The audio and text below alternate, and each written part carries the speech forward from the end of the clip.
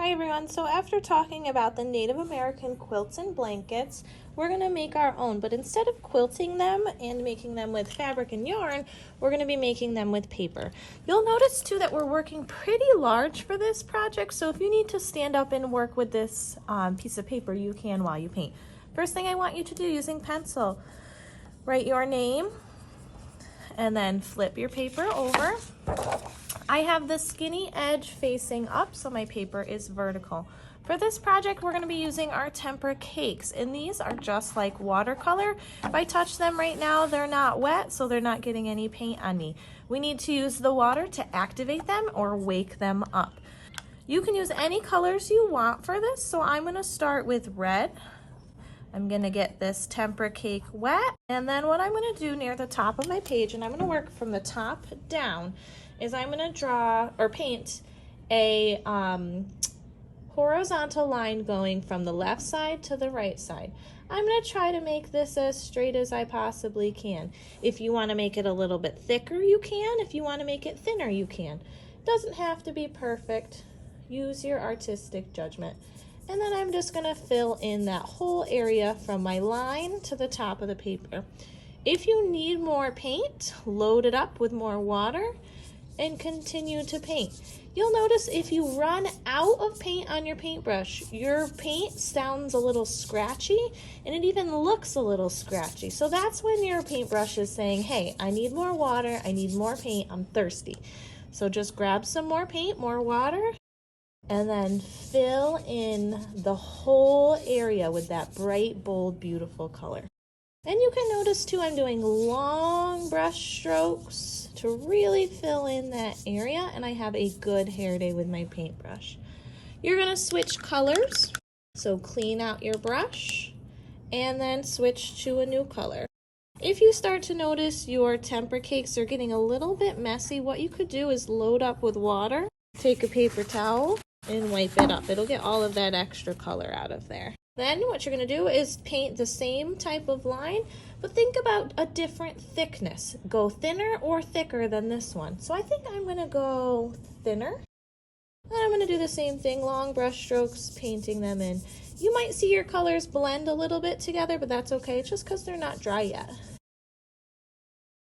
Same thing, new color, different thickness.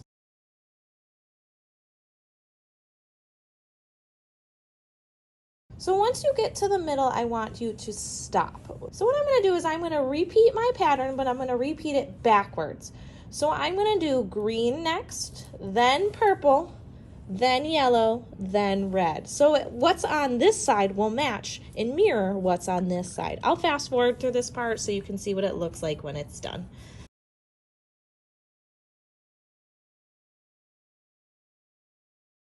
Perfect. So you can see on here I have blue, then I have symmetrical greens, symmetrical purples, symmetrical yellows, and symmetrical reds. Now I see there's a few light spots in my painting, so as a last and final step, I'm going to go in and just make some of my areas darker. So I think this blue needs to be darker, I think the red up here needs to be a little bit darker, and I think this purple definitely needs to be darker. So go in and touch up those spots that need just a little bit more paint.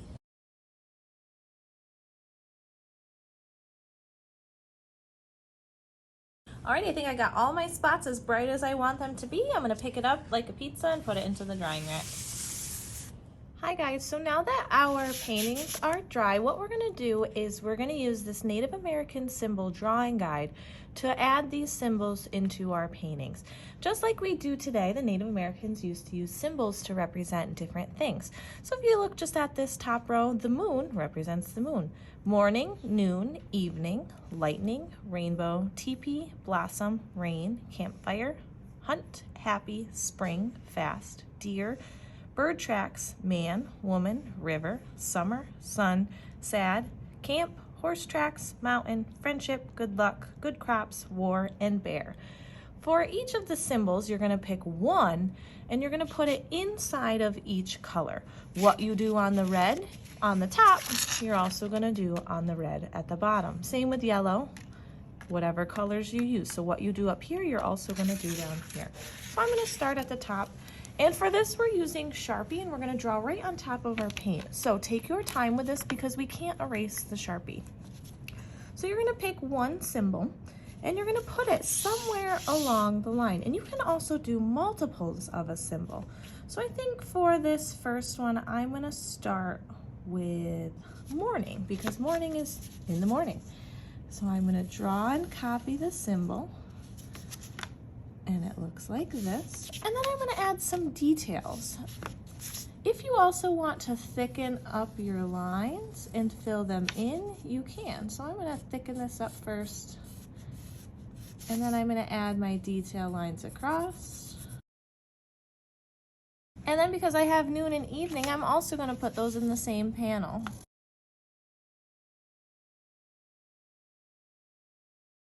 So I already know what I'm gonna do in my red, so I'll eventually do that at the bottom too. Next, I'm gonna move to my next color, which is yellow. I'm gonna pick a new symbol and a new design element in between. You can also change up how many. So I did 3 in this one, so I think in this one maybe I'll just do 2. So I think I'm gonna do blossom, and I'm gonna do it here and here. And then I'm gonna do some type of detail lines in between. Remember, what you do here on this top color, you're also gonna do and mirror it on the bottom color. Move to your next color.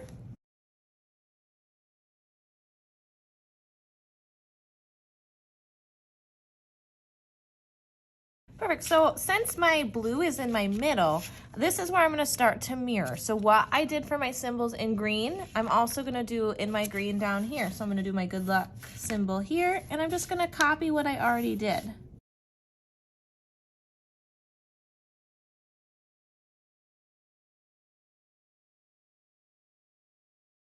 Perfect, so my full piece is done. You can see how I have the symmetry going from all of the different colors and all the different panels. Now's the time to go in and check and double check to make sure there's no spots you want to make a little bit darker or any lines you want to add. Next, what we're going to do is we're going to use our liquid glue to glue our painting and drawing to this brown sheet of paper. So to use this glue, we want to make sure that we don't tip it, and you'll have a special paintbrush with you that you can use to do that. So flip yours over.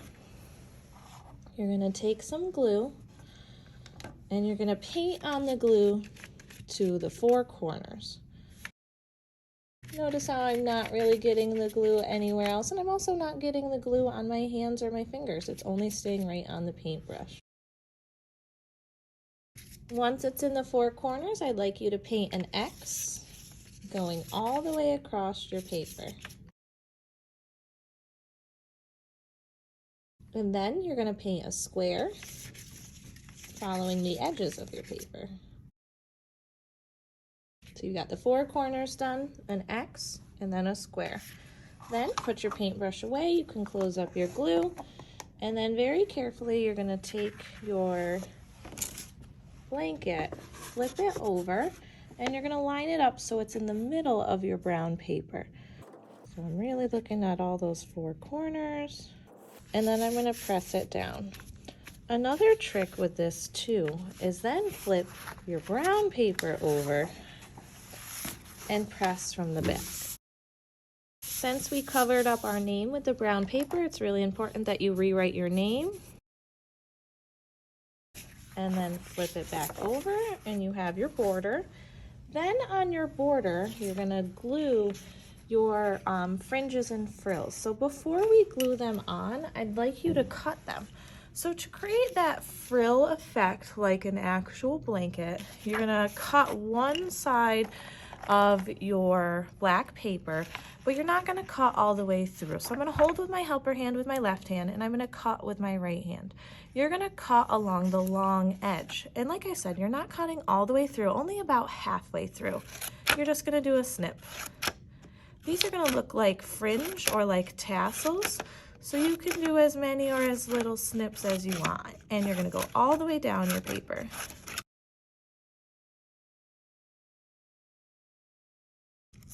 It should kind of look like eyelashes, so we'll make it look like that.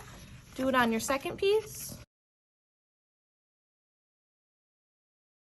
Second set. Now we have to glue these on. One is going at the top, fringe facing up. The other is going at the bottom, fringe facing down. So to glue these on, You're going to take your paintbrush, a little bit of glue, and you're doing a line on the brown paper right in between where your blanket stops.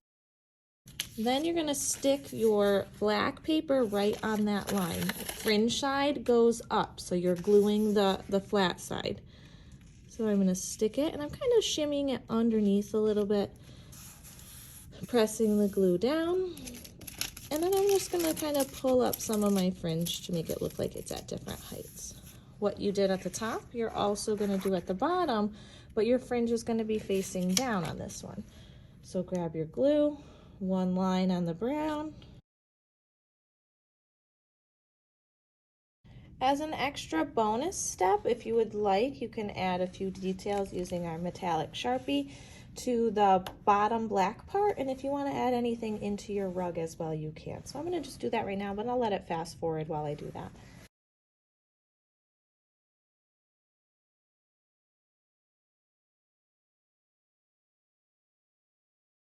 Perfect, so that is my completed piece. Because it is still a little bit wet, let's put them in the drying rack to dry.